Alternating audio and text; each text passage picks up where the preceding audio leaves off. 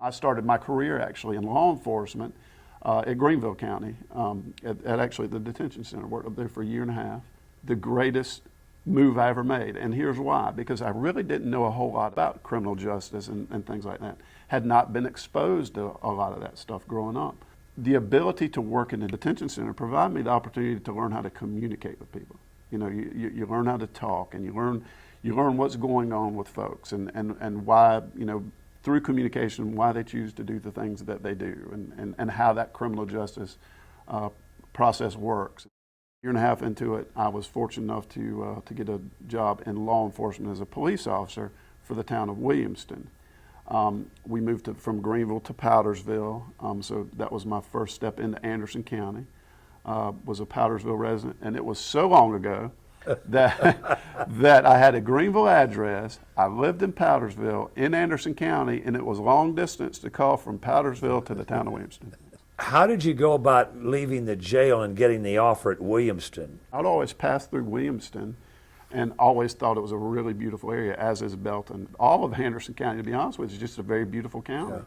I had the opportunity to, through a phone call, you know, it's kind of strange, I was really into retrievers, hunting dogs. Okay. And I had a gentleman that trained a dog for me that moved from Berea. He lived on Saluda Lake. He moved to Williamston. And he called me up one day and says, "Hey, I know you're looking, to kind of do something different with your career." He said, "I got a gentleman that lives next door to me that tells me the town of Williamston's looking for some police officers or recruiting." So I came down to the town of Williamston, put it in, got an interview, and ended up getting hired. Richard Turner. Richard Turner, yep. Richard Turner, notice Skint Turner, yep. is what everybody called him around the Williamston yep. area. It was very exciting, getting through the academy and getting back. And, you know, back then you could work up to a year before you went to the academy. So I worked an extended period of time to get familiar with the town and you know, a little bit of what we do and that kind of stuff. As a new guy, I got to work with every shift. And I got to ride with every shift, which is really neat because back then they didn't have really what we call today an FTO program, which is a field training officer program, yep. where somebody's trained to do the training. You know, so the neat opportunity was I had the opportunity to ride with each individual shift, each individual officer, and learn their perspective on policing, their perspective on policing in a small town. The neat thing about a small town like that I really was looking forward to that you can't get in a larger department is you might be a patrolman on the road. And, you know, as a patrolman on the road where at a lot of departments, you're a call taker. You're going from call to call to call because the call volume is so high. But in a small town like that, you've got the opportunity to answer calls, but also to be proactive and run traffic. If you happen to be the guy that pulls over somebody that had drugs, then you now become a drug investigator. And if somebody's house got broken into, you took the report as a patrolman. The next day, it's assigned to you, and now you're an investigator investigating a burglary. So the great thing about the town of Williamston under Richard Turner at that time was he made sure that we were trained to handle all those things. So I had a very vast amount of training. When the new chief came in, I was actually promoted to sergeant and worked my way up through the ranks from sergeant to lieutenant and then to captain. So all in all, I worked for the town of Williamston for 12 years, and my last being 4 as the chief of police. I was approached by the incoming sheriff at the time, John Skipper, who was looking for somebody to come over and run the vice narcotics unit. Being right there in Williamston where the Greenville County line is and things like that, we on the tail end of my career in Williamston, we did a lot of drug investigations. Meth labs were becoming kind of prevalent, not necessarily in the town, but going through the mobile labs and things like that. Drugs being trafficked up and down 28, Highway 8 from 85 and things like that. So we did a pretty good amount of drug investigations. I kind of had felt like at that particular time I had worked my way up and had accomplished everything that I could for the town of Williamston. Loved working there, and let me tell you, great people, not just to work for within the political side of the town of Williamston, but working for, meaning the citizens as well. Loved serving them. But I just kind of felt like I didn't have really a lot left to offer and had done as much as I could and was excited about a change in opportunity to do something that I was very passionate about, and that was battling the narcotics trade and industry. And, we handled narcotics investigations, gambling, prostitutions, alcohol violations, and then we also picked up what became the Anderson County Gang Task Force because we had a growing gang population. So, was excited about that. I came on, to the sheriff's office, and at the end of I think it was in 2009. In Anderson County, we did have a very large amount of identified gang members, and part of that task force that was up underneath us, kind of made good sense because of illegal gangs doing illegal activities, a lot of which was drug related. That belonged, up underneath the same umbrella. Anderson County geographically has more continuous interstate of any large interstate than most, if not any other county in the state. If you think about it, Greenville being a much larger county, they don't have near as much 85 as we do. Right. Spartanburg County doesn't either. And then you start looking down at the coastal areas with Highway 95 and 17 and some of those other bigger highways, or Highway 20 that runs through the center of the state. Those counties, the way they're laid out, they've got just short sections of those interstates. Yeah. Well, we've got almost 40 continuous miles of a large interstate that is the major drug thoroughfare for narcotics to go north, money to come south, and so it made perfectly good sense why we started seeing a large increase of narcotics here in Anderson County. One of the things about this position is, number one, you have to be able to communicate very well with individuals that may not be up underneath your umbrella.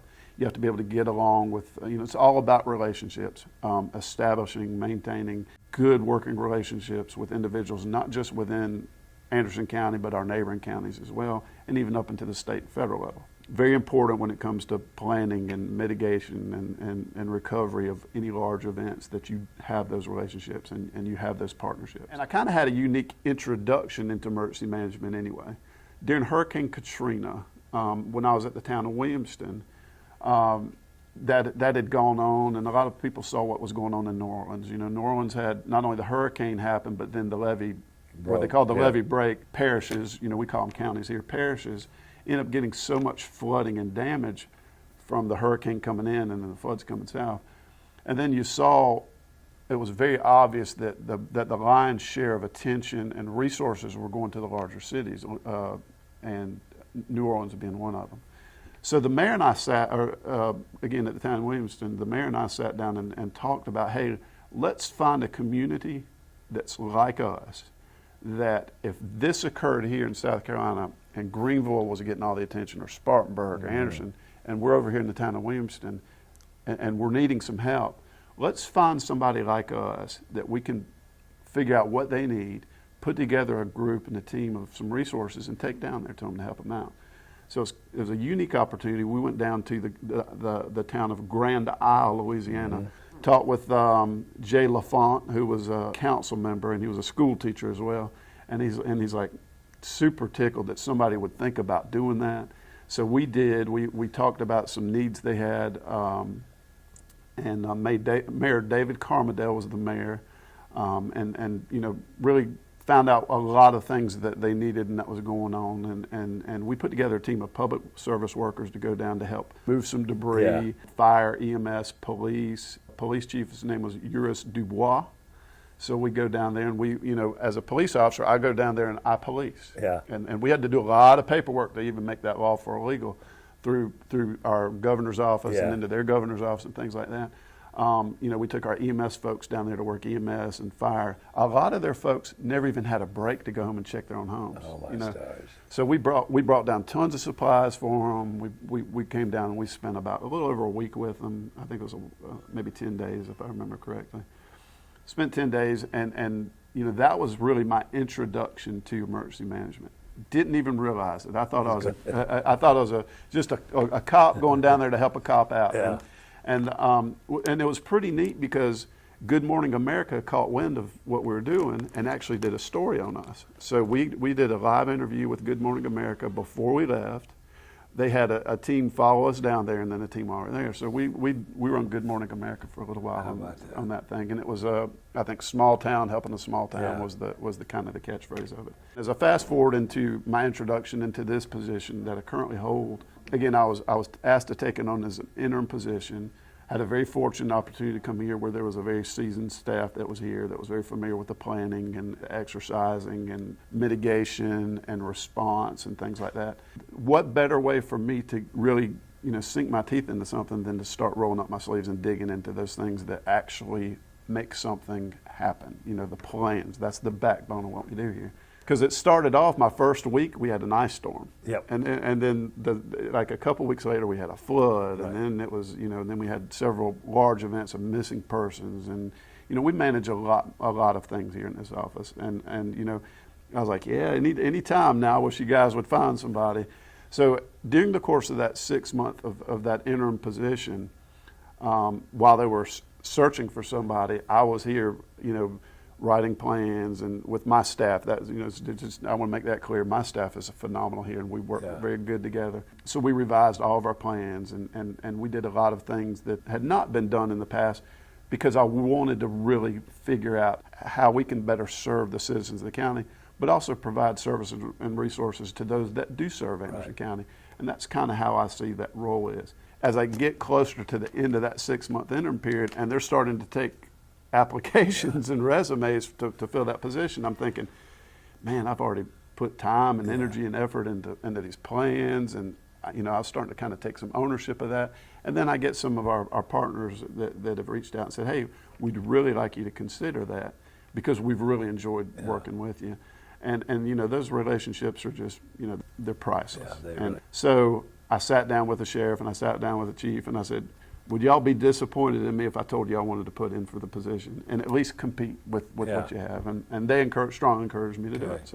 So we did, and I went in front of a board, which was our some of our public safety committee through the council, and some other folks that were in there that interviewed, and I ended up getting the job. And I was just tickled to death to get it, because again, the growing relationship that I made with the staff here, those relationships that we grew outside of our office, not just in Anderson County, but even outside. Getting into and revising plans and real world events where we were responding to things, exercising, and that was really for me the best way for me to learn, and the best way for anybody to learn is to do exercises. It really is, because it prepares you, it teaches you, it prepares you, gives you those good lessons learned as to what worked, what didn't. So when real world events do come around, you're ready for for what possibly could be dealt to you around the corner. Even with an event that you really don't think about in regards to happening in Anderson County or the whole United States having to deal with the same thing. I think we've done a pretty good job. I'm very proud of what we've done. We've worked hard to educate our county as to what the virus is, how best to prevent the spread, pushing information out, acquiring much needed supplies and personal protective equipment for our first responders, for our medical facilities and things like that. It's been, I've been very impressed with what my staff has done and what our partnership has done with other individuals responding to the COVID here in Anderson County.